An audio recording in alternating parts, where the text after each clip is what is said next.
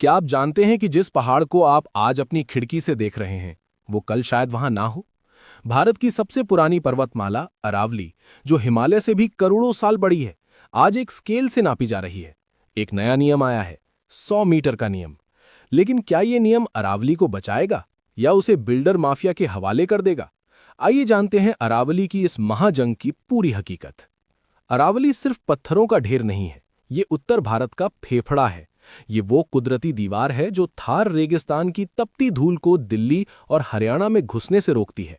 लेकिन पिछले कुछ सालों में यहां पहाड़ों की जगह आलीशान फार्म हाउस और गहरी खदानों ने ले ली है।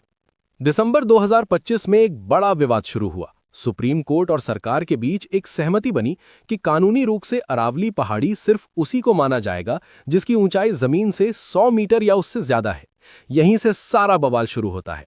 विशेषज्ञों का कहना है कि अरावली करोड़ों साल पुरानी है और घिसकर छोटी हो चुकी है। अगर हम सिर्फ 100 मीटर वालों को बचाएंगे तो हरियाणा और दिल्ली की 90% छोटी पहाड़ियां सुरक्षा के दायरे से बाहर हो जाएंगी और सीधे बिल्डर्स के हाथ में चली जाएंगी। लेकिन रुकिए, अरावली का खत्म होना सिर्फ पहाड़ों का कटना नहीं है, ये हमारे खात्मे की शुरुआत है। गौर से सुनिए इसके 3 भयानक नतीजे। 1. रेगिस्तान का हमला। अगर ये पहाड़ियां गायब हुए तो दिल्ली और गुड़गांव की सड़कों पर सिर्फ धूल के गुबार होंगे। 2. पानी का अकाल। अरावली एक स्पंज है, इसके बिना आने वाले समय में यहां पीने के पानी के लिए जंग होगी। 3. बेघर जानवर। जब तेंदुओं के घर टूटेंगे तो वो आपकी सोसाइटियों में घुसेंगे। इंसान और जानवरों का ये संघर्ष बहुत खूनी होगा।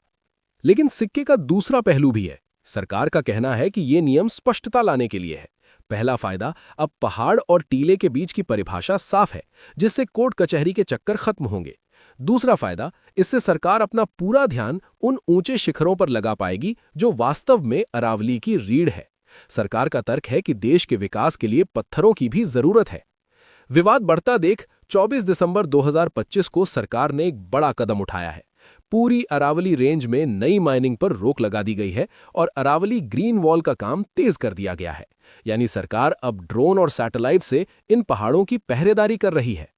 अरावली को बचाने का मतलब सिर्फ ऊंची चोटियां बचाना नहीं है, बल्कि उस हर छोटे पत्थर को बचाना है जो हमें सांस लेने में मदद करता है।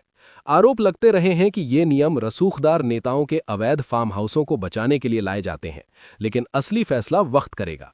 आपको क्या लगता है, क्या पहाड़ों को उनकी ऊंचाई से नापना सही है? अपनी राय कमेंट में जरूर बताएं। अगली वीडियो के लिए सब्सक्राइब